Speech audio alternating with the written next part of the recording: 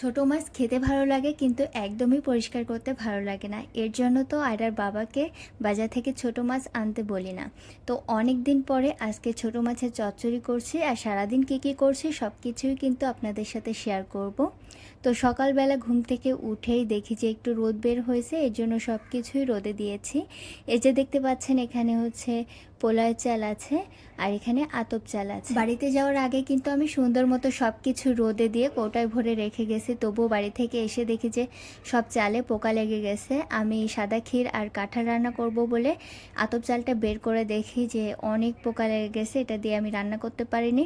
লাস্টে যে পোলাও চাল দিয়ে রান্না করতে হয়েছে। তো এখন তো বর্ষাকাল, এই তো রোদে দেখা তো পাওয়াই মুশকিল। আজকে একটু রোদ বের হয়েছে, সব কিছু সকালবেলা উঠেই আমি রোদে দিয়েছি। তো সকালবেলার কাজকর্ম সব কমপ্লিট করে আমি রান্না করতে চলে আসলাম। তো ছোট মাছের চচ্চড়ি রান্না করব, আর এটা আজকে হাতে মেখে রান্না করব। হাতে মেখে রান্না করলে আমার কাছে বেশি ভালো লাগে। তো এখানে মাছ নিয়ে নিয়েছি, তারপরে দিয়েছি পেঁয়াজ কুচি। এই রান্নায় পেঁয়াজ কুচিটা একটু বেশি পরিমাণে দিলে খেতে ভালো লাগে। তারপরে দিয়েছি আলু কুচিয়ে, কিছু কাঁচামরিচ কুচি, লবণ, হলুদ। তারপরে আমি সব মশলাগুলো ব্লেন্ডারে ব্লেন্ড করে নিয়েছি। এখানে আছে সরিষা, রসুন আর জিরা বাটা। তো সব কিছুই কিন্তু আমি ব্লেন্ডারে ব্লেন্ড করে নিয়েছি আমার সহজে হয়ে যাওয়ার কারণে।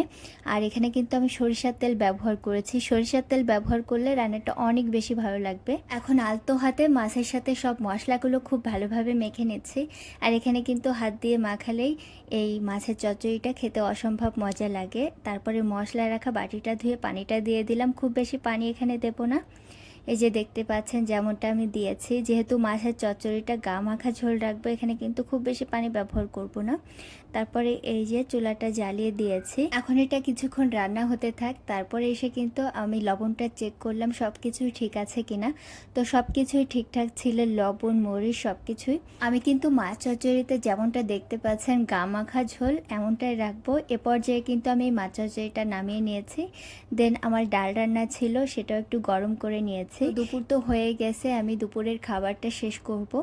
দেখি মাছ চচ্চড়িটা কেমন হয়েছে। তো অসম্ভব মজা হয়েছিল এই মাছ চচ্চড়িটা, খেতে ভালো লাগে, কিন্তু মাছ কিন্তু পরিষ্কার করতে আমার একটু ভালো লাগে না। যদি এই মাছ চচ্চড়িতে একটু লাস্টে ধনিয়া পাতা ব্যবহার করতাম তাহলে কিন্তু খেতে অসম্ভব মজা লাগতো, কিন্তু বাসায় ধনিয়া পাতা ছিল না।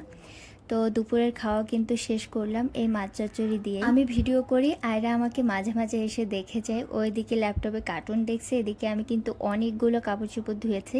আজকে যেহেতু রোদ বের হয়েছে, গত 2 দিন ধরে অনেক বৃষ্টি, এর জন্য কিন্তু কাপড় ধুতে পারি নাই। আজকে অনেকগুলো কাপড় ধুয়েছি আর এগুলো রোদে দিচ্ছি। দেন ঘর বাড়ি সব কিছু পরিষ্কার করেছি। আমার ভিডিওগুলো আপনাদের কাছে কেমন লাগে অবশ্যই কিন্তু কমেন্টস করে জানাবেন, আর আমার পাশে থাকবেন সবসময়। আল্লাহ হাফেজ।